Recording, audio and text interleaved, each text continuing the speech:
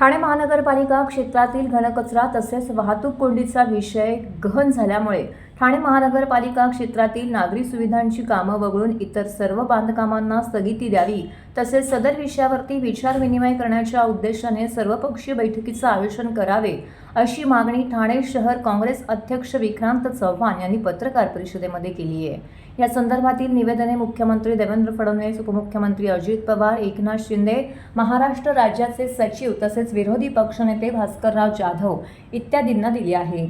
सध्या ठाणे महानगरपालिका क्षेत्रात कचरा व्यवस्थापनाची गंभीर समस्या उद्भवली आहे। अलीकडेच टिकुचिनीवाडी परिसरात मुल्लाबाग येथे महापालिका प्रशासन व तेथील नागरिक यांच्यामध्ये वाद उद्भवला होता। ठाणे शहर परिसरात ठिकठिकाणी कचऱ्यावरून स्थानिक नागरिक व प्रशासन यामध्ये संघर्ष होताना दिसत आहे। घनकचरा व्यवस्थापन नियम 2016 मधील तरतुदींनुसार शहरातील अनधिकृत व अधिकृत व्यावसायिक व्यवस्थापन व आस्थापना जी दिवसाला 100 किलोपेक्षा जास्त घनकचरा निर्मिती करतात त्या व्यवस्थापनाने स्वतःच्या कचऱ्याचे वर्गीकरण करून ओल्या कचऱ्याची विल्हेवाट स्वतः लावावी असे नियमांमध्ये घालून दिलेल्या तरतुदी म्हणतात। ठाणे शहरात दररोज सद्यस्थितीला 1300 ते 1400 मेट्रिक टन घनकचऱ्याची निर्मिती होते व त्यातील सुमारे 40 ते 45% कचरा हा अधिकृत आणि अनधिकृत व्यावसायिक व्यवस्थापनातून निर्माण होतो अशी माहिती ॲडव्होकेट विक्रांत चव्हाण यांनी पत्रकार परिषदेमध्ये दिली आहे। महापालिकेच्या मंजूर आकृतीबंध आस्थापनाच्या घनकचरा निर्मूलन व्यवस्थापनेसाठी रिक्त झालेल्या जागेंवरती तज्ज्ञ व्यक्तीची तातडीने नियुक्ती करणं गरजेचं आहे।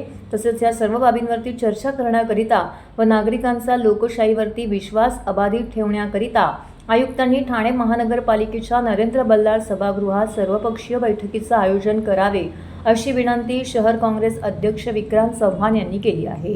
घनकचऱ्याचा प्रश्न गेल्या 2 महिन्यापासून ज्वलंत झालेला आहे, गंभीर झालेला आहे। आपल्याकडे घनकचरा निर्मूलन करण्यासाठी डम्पिंग ग्राउंड्स नाही, ट्रान्सफर स्टेशन्स नाहीत। एकीकडे मुंबईने याची व्यवस्था केलेली असताना 1927 साली पहिलं डम्पिंग ग्राउंड सुरू केलं ब्रिटिशर्सनी। दुसरं डम्पिंग ग्राउंड 1964 साली महानगरपालिकेने मुंबईच्या केलं देवनारला, आधीचं मुलुंडला होतं। नंतर तिसरं 350 एकर जमीन त्यांनी कांजूरमार्गला विकत घेतली महानगरपालिकेने आणि तिसरं डम्पिंग स्टेशन सुरू केलं। ते त्यांची व्यवस्था करू शकले, नवी मुंबई त्यांची व्यवस्था करू शकले, परंतु ठाणे महानगरपालिका सपशेल अपयशी ठरलेली आहे। गेल्या 35-40 वर्षामध्ये ट्रान्सफर स्टेशन नाहीत, डम्पिंग ग्राउंड नाही। जेव्हा मुंबई ठाणं वाढत नव्हतं तेव्हा जागा भरपूर होत्या आणि आता जागा नाही। तेव्हा जागा असताना जर केलं असतं तर ही परिस्थिती उद्भवलेली नसती यांनी, आणि त्याच्यामुळे आज ही परिस्थिती उद्भवलेली आहे। जागाच नाही, जागा संपलेल्या आहेत। डीपी निर्माण झालेले आहे, लोकसंख्या वाढते, गाड्यांची संख्या वाढते, वाहतूक कोंडी होते, वाढणाऱ्या लोकसंख्येतून हे कचरा निर्मिती होते।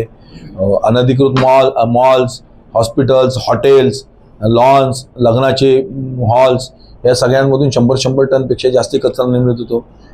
कचरा अधिनियमामध्ये 2016 मध्ये लिहिलेलं आहे की ही जी 100 किलोपेक्षा जास्ती कचरा निर्मिती करणारी व्यवस्थापन आहेत त्यांचा कचरा उचलायचा नाही असा नियम आहे।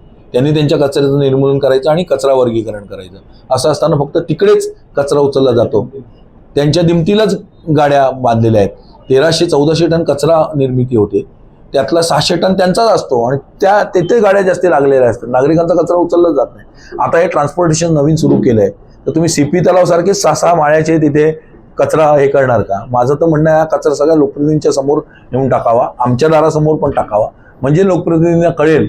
आणि आयुक्तांच्या तिथे महापालिकेच्या अधिकाऱ्यांच्या समोर पण थोडा नेऊन टाकावा घरासमोर, म्हणजे त्यांना कळेल तिथे 2-2 माळे निर्माण झाले की काय कचऱ्याचा भय असतो। कचऱ्यामुळे आरोग्य धोक्यात आलेलं आहे, वाहतूक कोंडीमुळे आरोग्य धोक्यात आलं, त्याच्यामुळे वाहतूक कोंडी पण झालेली आहे या बांधकामांमुळे। आणि म्हणून आमची मागणी आहे की अनधिकृत बांधकामं निष्कासित करण्यासाठी टास्क फोर्स नेमावा, ही बांधकामं सध्या स्थगिती द्यावी, ही जेवढी बांधकामं अधिकृत चालू आहे त्याला स्थगिती द्यावी, फक्त इन्फ्रास्ट्रक्चरचे प्रोजेक्ट्स लवकरात लवकर संपवावे आणि तोपर्यंत सगळ्या क्लस्टर असेल, रेंटल असेल, ही नवीन बांधकामं असतील, अनधिकृत बांधकामं तर SRP मागवा आणि तोपर्यंत थांबवा आणि सर्वपक्षीय बैठकीचं आयोजन करा आणि कचरा निर्मूलनासाठी एक तांत्रिक अधिकारी आकृतीबंधमध्ये जो तरतुदी केलेल्या आहेत तो नेमा, ही काँग्रेसची प्रमुख मागणी आहे।